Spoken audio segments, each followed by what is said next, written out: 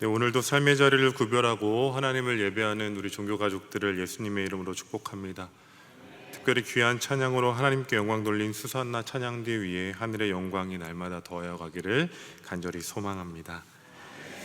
우리가 드리고 있는 오늘 저녁 예배는 동지역 헌신 예배로 드리고 있습니다.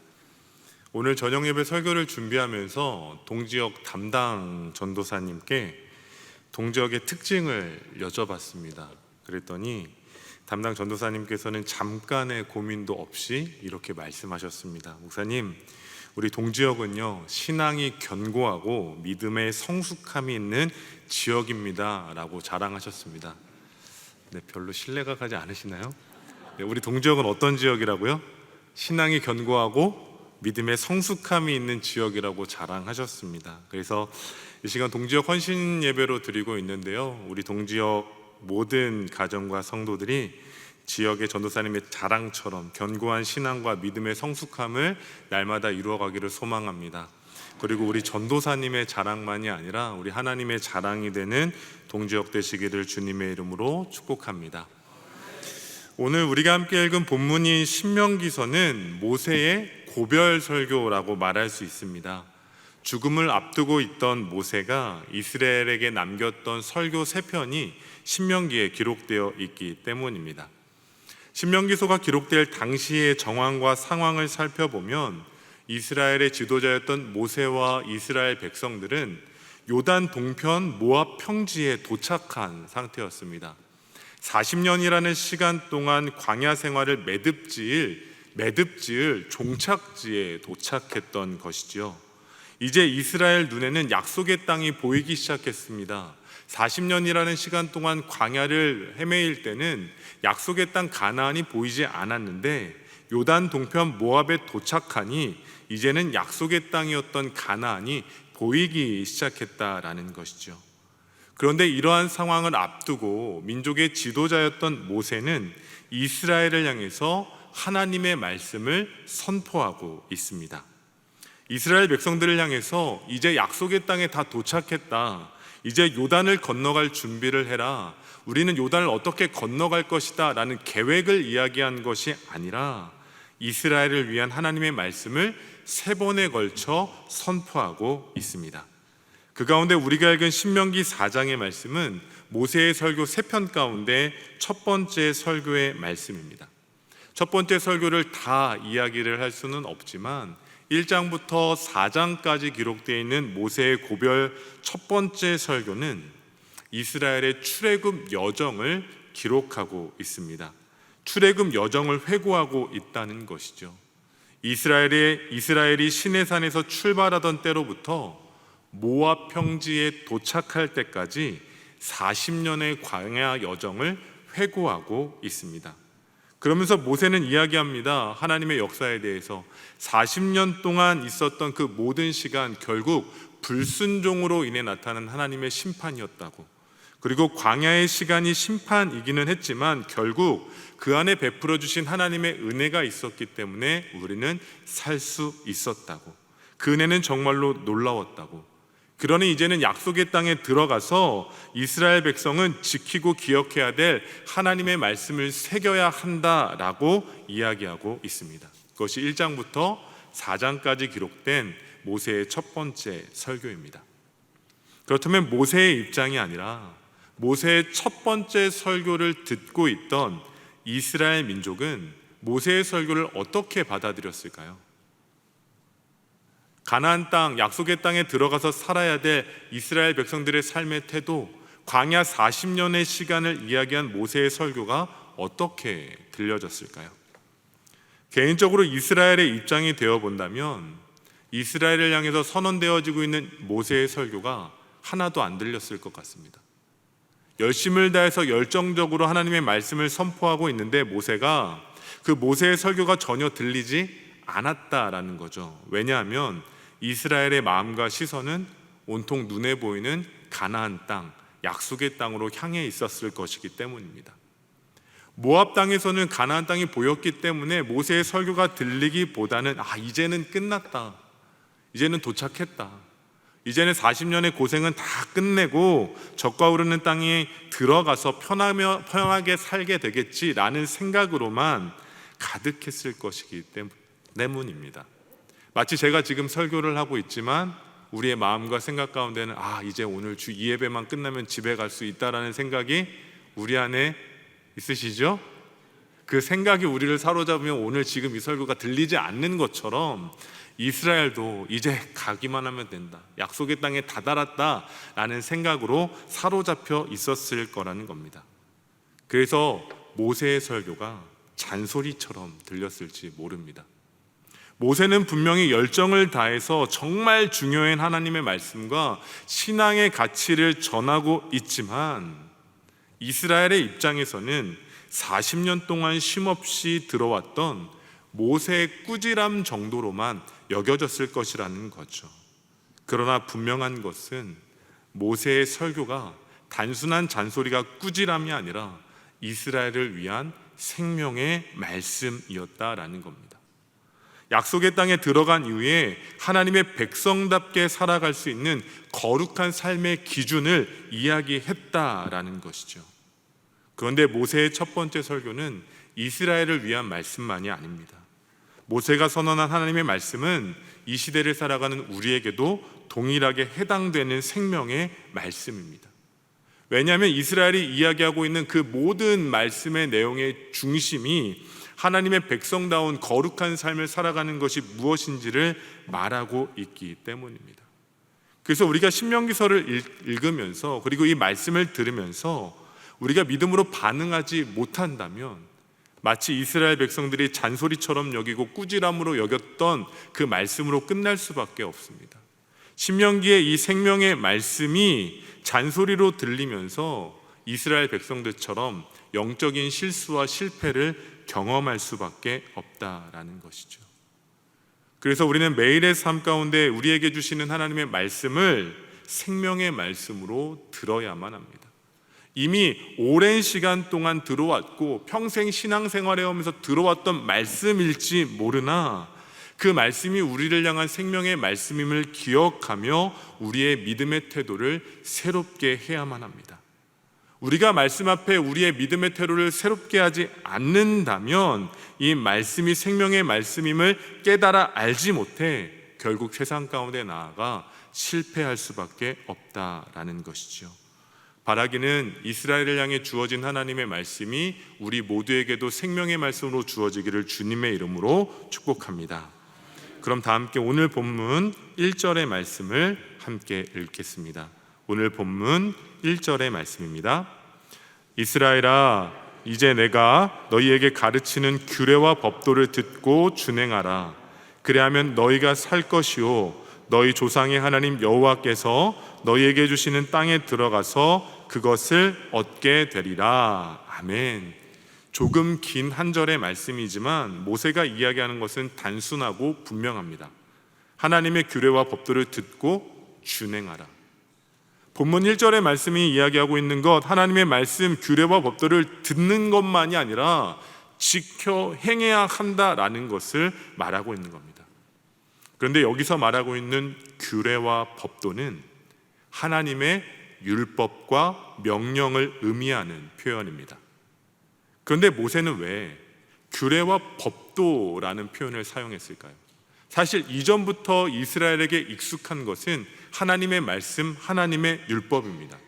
그런데 모세는 하나님의 말씀, 하나님의 율법이라고 선언하지 않고 율법과 명령, 즉 규례와 법도라고 이야기하고 있는 것입니다. 여기서 말하고 있는 규례와 법도는 단순한 법이나 규율을 의미하는 것이 아니라 지켜야만 하는 명령을 담고 있는 표현이라는 것이죠. 그러니 이스라엘에게 이 율법을 들어라 라는 정도의 말씀이 아니라 지금 내가 너희에게 주는 이 말하고 있는 규례와 법도는 너희가 지켜야 될 율법과 명령이라는 것을 말하고 있는 것입니다. 성경을 보면 이스라엘과 하나님은 언약을 맺었습니다. 하나님께서 말씀하시죠. 나는 너희의 하나님이 되고 너희는 나의 백성이 되라 라고 약속을 하시면서 언약을 맺었습니다. 근데 이스라엘 입장에서는 그 어떤 자격 없이 주어진 하나님의 백성의 삶을 살기 위해서는 하나님의 언약의 율법의 말씀을 지켜야만 했습니다. 그런데 이스라엘은 우리가 알고 있는 것처럼 듣기만 하죠. 하나님의 말씀이 무엇인지, 율법이 무엇인지 듣기만 했던 것입니다. 그 말씀을 삶으로 살아내고 거룩한 삶의 태도가 무엇인지 깨달아 알아 그대로 실천해야만 했음에도 불구하고 그냥 들리는 말씀 정도, 그냥 하나님의 말씀이구나 하는 정도로만 머물러 있었던 것입니다. 그래서 실패했었던 것이죠. 이 사실을 알았던 모세는 이스라엘 백성들이 약속의 땅 가나안에 들어가서도 똑같이 하나님의 말씀을 듣기만 하고 행하지 않은 채 실패할까 봐 계속해서 율법과 명령임을 지켜 행해야 할 것임을 강조하고 있었던 것입니다. 이 말씀을 통해 우리가 기억해야 할 것도 분명합니다. 우리에게 매일의 삶 가운데 선언되어지는 하나님의 말씀, 그것은 우리가 듣기만 하는 것으로 머물러 있어서는 안 된다라는 것이죠. 우리에게 주어지는 말씀은 지식적으로 들려지는 하나님의 말씀이 아니라 우리의 삶으로 살아내야 될 하나님의 명령이라는 것입니다. 우리에게 주어지는 하나님의 말씀은 듣고 선택하는 정도의 말씀이 아니라 우리에게 들려졌다면 그 들려진 말씀 그대로를 지키고 행해야 할 것이라는 것이죠. 그렇게 우리는 이스라엘의 모습을 보면서 점검해 볼 수 있어야만 합니다. 나는 과연 하나님의 말씀을 듣고 지키며 준행하고 있는가? 아니면 그저 듣는 것에 머물러 있는가? 하나님의 말씀이 나를 위해 들려졌다면 그것은 내 삶의 방식이 되어져야 되는데 그저 내 삶의 지식이 되어지는 것으로 머물러 있는 것은 아닌지 생각해 볼 수 있어야만 합니다. 그렇다면 지금까지 우리가 신앙생활을 하면서 수많은 말씀을 들었는데요, 신앙생활하면서 들어왔던 그 말씀을 삶으로 살아가고 계신가요? 주일 저녁 하루가 다 마무리되어져 가는데 너무 불편한 질문을 드렸나요? 우리는 생각해 봐야 합니다. 이것이 불편하고 내 마음 가운데 어려움이 있어도 내가 정말 지금까지 들어온 하나님의 말씀을 삶으로 살아왔는지를 분명히 비춰볼 수 있어야 한다라는 것이죠. 왜냐하면 그 말씀이 듣는 것에 머물러 있다면 이스라엘의 영적 실패가 우리의 삶에 동일하게 반복될 것이기 때문입니다. 따라서 바라기는 우리에게 들려지는 하나님의 말씀 앞에 온전히 순종하는 동지역과 우리 종교가족 되시기를 간절히 소망합니다. 우리에게 들려지는 그 말씀의 하나님의 뜻을 지켜 행함으로 하나님의 백성다운 그리스도인다운 그러한 거룩한 삶을 살아가는 종교가족 되시기를 예수님의 이름으로 축복합니다. 그럼 다시 한번 여쭤볼게요. 아멘으로 우리가 응답했지만 우리가 그 말씀대로 살아가는 것 쉬울까요? 어려울까요? 어렵습니다. 네, 정말 어렵습니다. 말씀대로 살아간다는 것 너무 어렵지요. 결코 쉽지 않습니다. 그렇다면 왜 어려울까요? 하나님의 말씀을 듣고 지켜 행한다는 것 어렵다라는 것은 알고 있습니다. 그렇다면 그것이 왜 어려운 것일까요? 하나님의 말씀을 듣고 지켜 행하는 것이 어려운 이유는 그 말씀이 우리 삶에 가장 선하고 좋고 귀한 길임을 깨닫지 못하기 때문입니다. 하나님의 말씀이 중요하다라는 것을 모르기 때문인 것이죠. 정말 중요하다면 우리가 온전히 지켜 행할 수밖에 없습니다. 이 하나님의 말씀이 너무나도 중요한 것임을 인식한다면 이 말씀을 잃어버릴 수 없다라는 것이죠. 그러나 우리 안에는 하나님의 말씀을 듣고도 중요하다라고 인식하지 못하기 때문에 그냥 흘려보내는 것입니다. 또한 우리가 하나님의 말씀을 지켜 행하기 어려운 이유는 하나님의 말씀에 담긴 하나님의 권위를 인정하지 않기 때문입니다. 하나님을 두려워하거나 하나님을 경외하지 않는다라는 거죠. 아이를 키우다 보면 때로는 자녀들에게 잔소리를 할 때도 있고 혼을 낼 때도 있습니다. 그런데 그 잔소리와 그 혼을 내는 이야기를 아이들이 듣고 지키는 것, 그것은 부모의 권위를 인정할 때 그대로 행해지는데요. 우리가 말씀을 듣고 지키고 행하지 못하는 것, 말로는, 생각으로는 하나님의 말씀이 너무나도 거룩하고 중요하다, 그리고 하나님을 경외해야 되고 하나님을 두려워해야 된다라고 생각하지만, 우리가 세상에 나아가 하나님의 권위를 인정하지 않고 하나님을 두려워하지 않고 하나님을 경외하지 않기 때문입니다. 그래서 하나님을 두려워하지 않고 경외하지 않는 우리는 어떠한 일들을 행하냐 하면 본문 2절과 같이 이스라엘처럼 행동할 때가 있습니다. 다 함께 본문 2절의 말씀 함께 읽겠습니다. 내가 너희에게 명령하는 말을 너희는 가감하지 말고 내가 너희에게 내리는 너희 하나님 여호와의 명령을 지키라. 아멘. 당시에 이스라엘 백성들은 하나님의 말씀을 들었지만 지켜 행하지 않은 이유는 그 하나님의 말씀을 가감했기 때문입니다. 그러니까 말씀 그대로를 지켜 행한 것이 아니라 그 말씀을 때로는 빼기도 하고 더하기도 했다라는 것이죠. 왜 그랬을까요? 하나님의 권위, 하나님을 두려워하지 않고 하나님을 경외하지 않았기 때문입니다. 가감하지 말라는 것, 그것은 하나님의 말씀에 우리의 생각을 더하거나 우리의 해석대로 빼지 말라는 것입니다. 이 말씀은 단순히 말씀을 더하고 빼는 것만이 아니라 우리에게 주어진 말씀의 주체가 하나님께 있음을 인정하라는 겁니다. 주어진 말씀의 주체가 이스라엘 백성이 아니라 그 말씀의 주체가 하나님께 있다라는 것을 인정하고 그 권위 앞에 무릎 꿇고 하나님을 두려워하는 그 마음으로 지켜 행해야 한다라는 것이죠. 그러나 우리가 지금까지 그 말씀을 지키지 않았던 것, 우리에게 들려진 그 말씀의 주체가 나에게 있었다라고 착각했기 때문입니다. 하나님께서 우리에게 주신 말씀의 주체가 나에게 있고 권위가 나한테 있어서 내가 선택적으로 행하고 싶은 것만 행하고 선택적으로 행하고 싶지 않은 것은 행하지 않았던 우리의 모습 때문인 것입니다. 바라기는 우리가 하나님 앞에 무릎 꿇고 우리 하나님 앞에 경외하고 하나님을 두려워하는 믿음이 우리 가운데 회복되어지기를 원합니다. 하나님 앞에서도 내 마음대로 살아가는 인생이 아니라 주어진 하나님의 말씀 앞에 우리의 삶의 전 존재적인 영역을 인정하며 그 다스림 가운데 순종하며 살아가기를 주님의 이름으로 축복합니다. 그런데 정말 안타까운 것은요, 많은 그리스도인들이 선택적으로만 순종합니다. 신앙적인 영역 안에서만 순종합니다.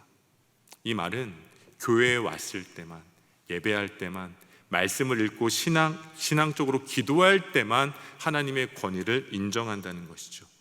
그러나 교회 밖을 나가서는, 가정에서는, 일터에서는, 삶의 자리에서는 하나님의 말씀보다 내 경험과 내 생각과 내 판단이 더 우선되어지는 삶을 산다라는 겁니다.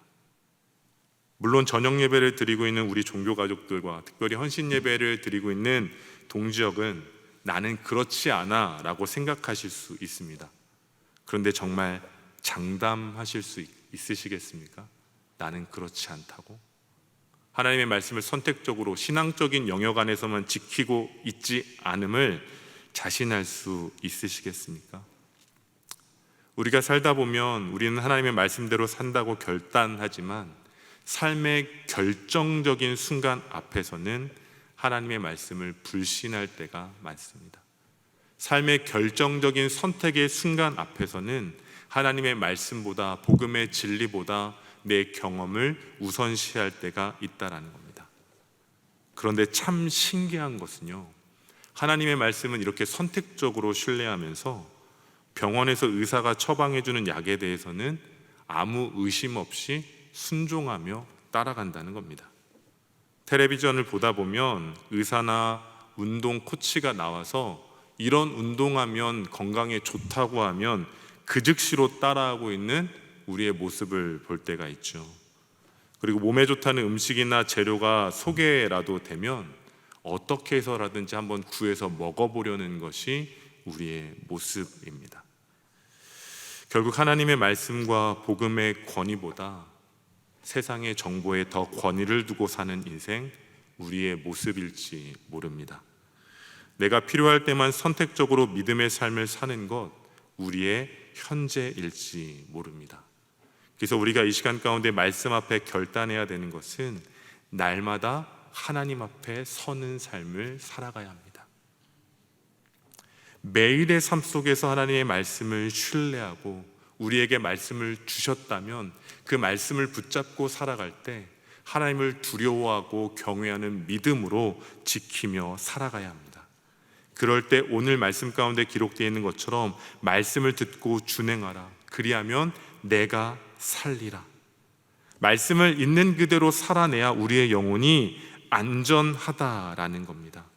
바라기는 하나님의 말씀과 우리의 생각이 충돌을 일으킬 때에 하나님의 말씀을 내팽겨치고 세상으로 향하는 인생이 아니라 그 어떤 충돌과 어려움 가운데서도 하나님의 말씀만 붙잡고 하나님의 영광 가운데 살아가는 우리 종교가족 되시기를 예수님의 이름으로 축복합니다. 그럴 때 마지막 본문 6절의 말씀과 같은 인생이 우리의 삶으로 펼쳐지게 될 줄로 믿습니다. 마지막으로 본문 6절의 말씀 우리 함께 읽겠습니다. 너희는 지켜 행하라. 이것이 여러 민족 앞에서 너희의 지혜요 너희의 지식이라. 그들이 이 모든 규례를 듣고 이르기를 이 큰 나라 사람은 과연 지혜와 지식이 있는 백성이로다 하리라. 아멘. 우리가 읽은 6절의 말씀을 보면 하나님께서 약속하셨습니다. 하나님의 말씀을 지켜 행하는 사람들에게 무엇을 주신다고요? 지혜와 지식을 주시겠다라고 약속하셨습니다. 그리고 그 지혜와 지식을 통해서 하나님의 백성들이 세상 가운데 나아가면 세상으로부터 인정받고 칭찬받게 하시겠다라고 약속해 주셨습니다. 그렇다면 하나님의 약속의 말씀을 지켜 행하는 자에게 주시는 지혜와 지식이란 무엇을 의미하는 걸까요? 하나님께서 주시겠다고 약속하신 지혜와 지식은 하나님의 마음과 눈으로 세상을 분별할 수 있는 통찰력을 의미합니다. 본문 6절에 기록된 너희의 지혜는 히브리어로 호크마트켐이라고 표현되어져 있습니다. 여기서 지혜는 호크마인데요, 성경이 말하고 있는 이 히브리어 호크마는 단순히 경험된 지혜를 의미하는 것이 아니라 하늘로부터 온 하나님의 지혜를 의미합니다.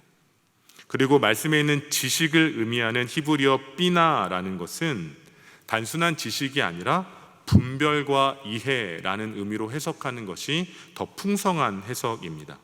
여기서 비나라는 것은 단순한 지식이 아니라 우리가 행할 선악을 분별하는 지식, 그러니까 무엇을 선택하고 말아야 할지를 분별하고 판단할 수 있는 능력을 의미하는 것입니다.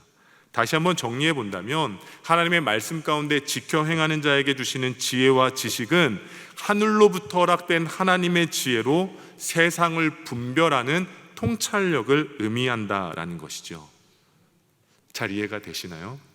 이 통찰력을 잘 이해하기 위해서 어떻게 설명을 드릴까 고민하다가 두 가지의 경우가 떠올랐습니다. 먼저 한 가지는요, 구약에 기록되어 있는 여호수아와 갈렙의 상황입니다. 이스라엘이 출애굽한 이후에 약속의 땅에 다다랐을 때 모세는 각 지파별로 대표한 사람을 뽑아서 12명의 정탐꾼을 세웠습니다. 12명의 정탐꾼을 세워서 가나안이 어떠한 상황인지, 약속의 땅이 어떠한 상태인지를 정탐하고 오게 하죠. 그래서 가데스바네아에서 12명의 사람들을 보냈는데 10명과 2명의 의견이 갈리기 시작합니다.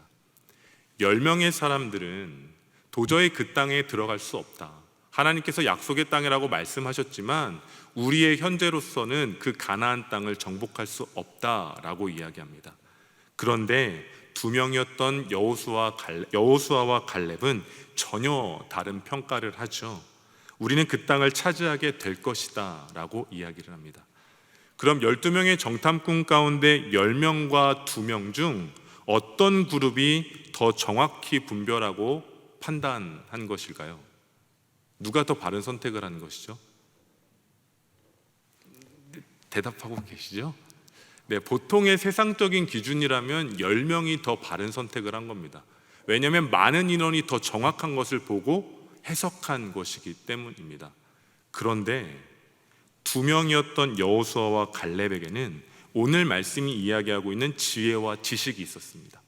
똑같은 것을 바라봤지만 하늘의 지혜를 통해 선과 악을, 하나님의 것과 하나님의 것이 아닌 것을 분별하는 능력이 있었던 겁니다. 하나님의 말씀을 지켜 행하는 자에게 주시는 지혜와 지식은 이것입니다. 세상 가운데 나아가 동일한 것을 보고 많은 사람들이 옳다라고 이야기하는 가치가 있지만 하나님의 말씀을 지켜 행하는 사람들은 지혜와 지식, 하늘의 지혜를 통해 분별하는 능력으로 하나님의 기준에서 바라보고 선택할 수 있다라는 겁니다. 하늘의 지혜와 지식과 통찰력을 통해 하나님의 나라를 살아간다라는 것이죠. 그리고 여호수아와 갈렙만이 아니라 다니엘도 하늘의 지혜와 지식이 있었던 사람입니다. 다니엘은 바벨론의 포로로 잡혀갔을 때 우리의 기준에서는 감옥에 있었지만 성공의 기회가 있었습니다. 왕이 주는 음식을 먹으면서 그 가르침에 따르면서 성공할 수 있는 그 상황이 주어졌던 것입니다. 그런데 다니엘은 성공의 기회 앞에서 하나님의 뜻을 구별하죠. 왕이 제사했던 음식을 먹지 않겠다라고 선언합니다. 구별했던 것입니다. 세상의 기준으로 바라봤을 때는 왕의 음식을 먹고 왕이 주는 것을, 모든 것을 다 수용했을 때 성공할 수 있는 것입니다. 하지만 하나님의 말씀을 통해서 그 말씀을 지켜 행했던 다니엘, 그래서 하늘의 지혜와 지식이 있었던, 그래서 통찰력이 있었던 다니엘은 동일한 것을 보고도 선택하지 않을 수 있었던 것입니다. 이것도 우리의 삶과 동일합니다. 세상 가운데 나아가 우리 눈에 분명히 보이는 세상의 성공의 기준이 있을 것입니다. 그것을 따라가기만 하면 모든 사람들이 이야기하는 부귀와 영화를 누릴 수 있을지도 모릅니다. 그러나 우리가 선택해야 될 것은 세상이 따라가는 그 성공의 길이 아니라 말씀을 지켜 행함을 통해 주신 지혜와 지식을 통해 분별함을 통해 통찰력을 갖고 하나님의 뜻을 구별함을 통해 생명의 길을 걸어가는 것이 이 세상을 승리할 수 있는 길임을 기억해야만 하는 것입니다. 바라기는 이 시간 우리에게 평생토록 들려왔던 하나님의 말씀이 우리의 마음 가운데 온전히 심기워지기를 원합니다. 그리고 말씀이 심기워지는 것으로 끝나는 것이 아니라 우리의 삶으로 지켜 행할 수 있는 능력이 더해가기를 소망합니다.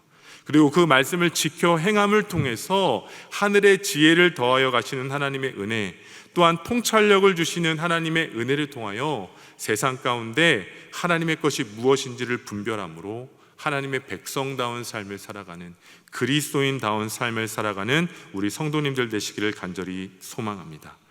그래서 우리가 살아가는 삶의 자리마다 세상의 성공을 이루는 인생이 아니라 세상의 성공보다 더 크고 놀라운 하나님의 나라를 이루어가는 우리 동지역과 우리 종교가족 되시기를 예수님의 이름으로 간절히 축복합니다. 기도하겠습니다.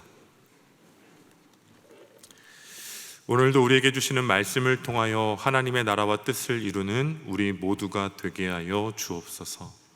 우리에게 주시는 말씀이 그저 흘러 들려지는 말씀으로 끝나는 것이 아니라 우리의 마음 깊은 곳부터 새겨져 가게 하시고 그 말씀대로 살아 지켜 행할 수 있는 믿음의 능력까지 이어가게 하여 주옵소서. 또한 우리가 말씀을 지켜 행하며 살아갈 때에 우리에게 주시는 하늘의 지혜와 지식으로 말미암아 세상 가운데 하나님 나라의 거룩함과 죄된 것을 구별하게 하여 주옵소서. 세상 가운데 이끌려가는 인생이 아니라 하나님의 뜻이 무엇인지를 분별함으로 오히려 세상을 견인하며 승리할 수 있는 우리 종교가족 되게 하여 주옵소서. 그리하여 우리 모두의 인생이 복되게 하여 주시고 하나님께서 주신 말씀과 같이 우리가 하나님의 말씀을 지켜 행할 때에 세상 가운데 인정받고 세상의 명성을 얻으며 살아갈 수 있는 복된 인생 되게 하여 주옵소서. 우리의 모든 것 되신 예수 그리스도의 이름으로 기도드립니다. 아멘.